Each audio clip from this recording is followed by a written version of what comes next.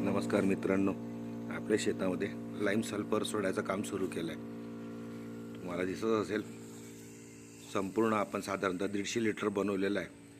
मग त्याच्यामध्ये आपली भेंडी, पपई, मोसंबी, खरबूज या सर्व पिकांना एकाच टायमाला इनलाईनमधून आपण सोडतो आहे. तुम्हाला दिसतही असेल का लाईम सल्फर पाण्यात विरघळल्यानंतर पूर्ण दुधासारखं पांढरं होऊन जातं आणि तेच तुम्हाला दिसत असेल या शूटमध्ये.